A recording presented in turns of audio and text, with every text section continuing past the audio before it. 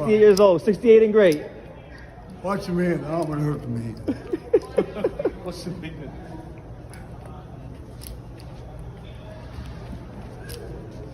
So sharp, man. So I think you might be right. You might throw it better now. There you go. All right, Chef. Thank you. They say the left hand, it drop mountains. They say the right hand, be slaying dragons. The Untouchable True School Sports Empire proudly presents something the boxing game's been missing. You guys know who it is, your boy BT, Brendan Taylor. And listen, at the recent WBA convention, my dad, I turned my back for like 5 seconds to go talk to someone. And then my dad messages me and he's like, hey, I'm going to go interview Pinklon Thomas, the great heavyweight fighter from back in the day, from back in the 80s and back in the 90s, you know, had one of the most masterful jabs in the history of the heavyweight division. A great, underrated, snappy jab. WBC heavyweight champion, WBA heavyweight champion. He fought them all. Tim Witherspoon, Mike Weaver, Mike Tyson, Riddick Bowe, and the list goes on and on and on. So look, my dad hasn't done a whole lot of interviews, but when he's done interviews, they've been big names. Bob Arum a couple years ago, now Pinklon Thomas. So here it is, and if you want to see more Pops interviews, let me know in the comments. Good afternoon. Hi, this is Nelson Taylor from True School Sports. I'm here with a legend and an honor to have on the channel, Pinklon Thomas. He's a legend to the sport. He fought back in the 80s. He's well known for the fight with Mike Tyson, May 30th, 1987. Yeah, you talking about Tim Witherspoon, Mike Weaver. Mike Weaver, who else he fought? Yeah. Mike Weaver, Jerry Coetzee. Okay, Jimmy. Yeah, Holyfield, Bo, Yeah. Morrison, Yeah. Weaver, Willis, Wow. Tillers, So yeah. let me ask you a question. What do you see different with the boxers today than back in the time when you were fighting? Back in the day, you know, I think we had more technique. We had, it was more grounded, you Right. know, in our training, you know, so, and it wasn't about trying to chase a great big dollar then, you know. We wanted to get paid, but we wanted that fight more than anything. Right. You know, I mean, I turned down a big person just for the opportunity to fight someone who was ranked, you know, or move down in the rankings, you know, in the name. Right. So, you know, that's what, you know, we brought to the table then, I think, you Right. know. And at that point, that was very competitive then, Right. you know, because you're fighting a number 15 guy, number fighting 11, or 10, fighting a 5, or something like that, you know, and it made a game, because what happens in one fight, the one who might have lost, who was ranked 5, he might go to 6, Right. or even 7. But the one who fought 10, he can go to 5 or 4, you know, and then, you know, his next out can be for the championship, or he have to take a fight before the championship. Right. And that was incentive. Right. You know, we don't have that no more. No, you're absolutely right. If you had to go back to your time and bring anything back to this time to make the sport what it was back then, besides what you just said, what else would you do for the fighters today to realize that they're changing the sport? I don't know if you would say for the better or for the worse from what the time that you came from. What would I do? Yeah, like what would, like if you had anything to bring If I back? had opportunity? Yeah, like to change, to let these young guys know. Oh, without a doubt, I do it the same. I do it the way we did it back in the 80s. Yeah. Because, you know, then we had great cut men, we had great corner men, we had great cut men, and we knew their names. Right, And we depended on them. Right. We depended on them. right, You know, and the cut man might be in Washington, D.C., and you need in Detroit, Michigan. Yeah. You say, man, I don't know if I jump Yeah. on a bird. Right. You know, and we can fly him in. He'll right, be there. right. You know, it's just not like that no more. It's not, I mean, that's why I'm just not really inspired and fired up about it, but boxing is boxing. I'm here for the WBC. Thank you so much, yeah. And I'm here, and I just wanted to come and show my face and be around and know that I am still a supporter and you know. in the mix. And it's so true what you say. Back, because I grew up in the 80s, 90s myself. Boxing, to me, is kind of lost within the boxers themselves. The truthful of boxing, the honesty of boxing, the grand spectrum of how boxing was back then. Yeah, but when I was growing up, I like back the 10 rounds, the 15 rounds, not these fights that we have now. What do you think about that with the shorter rounds that the fighters fight now, you know? And like you say, most of it's business too, you know? So what do you feel about not having, like I would like to see, it's not going to happen again, but I would like to see them, I wish we could go back to it. They fought 10, 15 rounds to really see a true champion, to really see how far they can go. Well, you know, the 15-round rule when I was getting ready to fight before I was getting ready to fight for the heavyweight championship. And that was because there were 4 guys died, you know, after the 12th round. Right. In the 13th, 14th round. And so they took that away. So I you know, that wasn't a big deal. I could appreciate that. Right. 12 rounds is good, you know. But you just, I don't know. Yeah. What do you think about, like, I'm really adamant, when you see a fight, you see a fighter, a picture has 1,000 words. And what I'm going with this is about the judging system. Do you think it should get better than what? Do you think they make it a lot better than what it is today?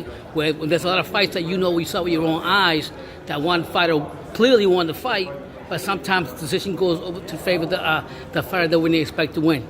Yeah, well, you know, that goes on all the time. Okay. No matter what, even back in the day, or you know, they call it the whatever. You know, but that goes on like that. It's just unfortunate things like that happen. Okay.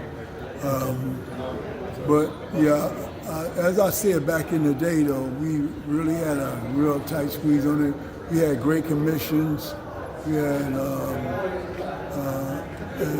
great. I mean, like you have Angelo, you have Lou. Yeah. You had different ones who really they knew the game. They were just, when I got ready to fight Witherspoon, I didn't have management behind me. I was just being promoted by Don.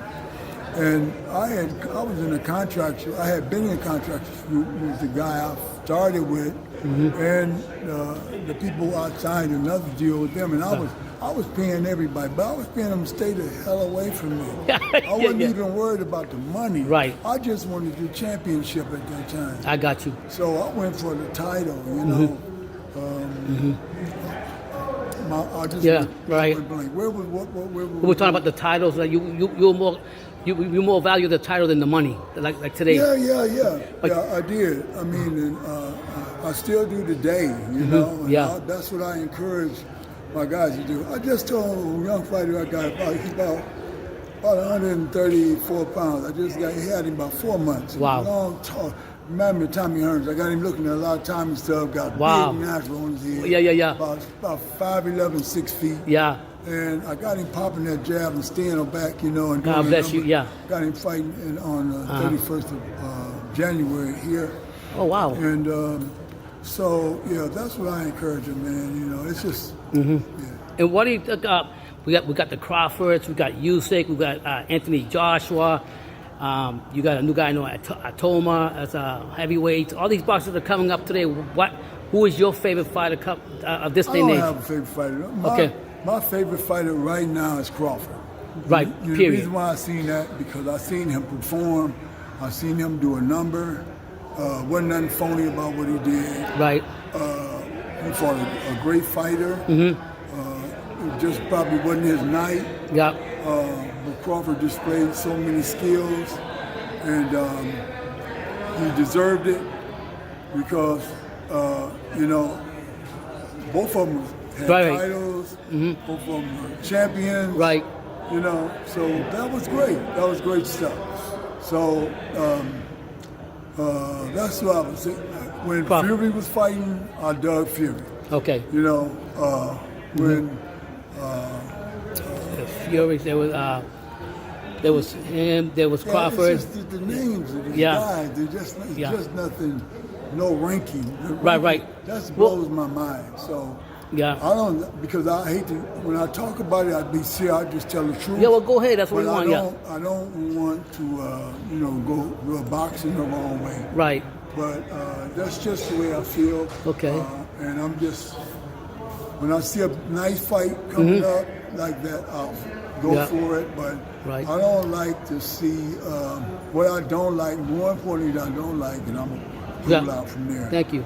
Is as I've seen over the years, young fighters who's coming up, who's fighting their way up, and they're not getting opportunities to fight in front of national TV or the public, and let the public see them move up in the ranking so they can become a challenge to the ones who've already been there, Right. or who've made it, I should say, and because it's not, I just don't think it's right. But you can have two guys come up who's been there, and they'll fight, but you still don't even see nothing on the undercard of these kids, no more. It's just a big fight. Right. Or now you got the YouTube guys coming out. You got all the MMA guys coming and turning into boxers, and then they fighting for the championship. Yeah. And they're fighting for big money. Yeah. And these kids, I can't imagine how people, because they don't know the game. Right. So I'm sure they don't even know what the hell they expect or Right. think. So, Right. But for me, boy, it hurts me, man. It's like, Yeah, I got you. And I guess I'll leave you with this. So would you say your biggest fight was with Mike Tyson, or No, man, my biggest fight was with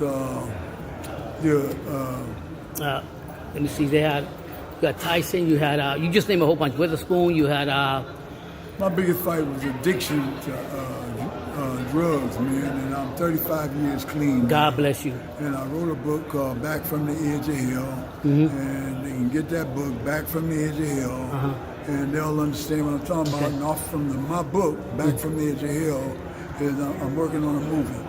Okay. And the movie will be coming out. I can't say when because I'm still grinding, working on it.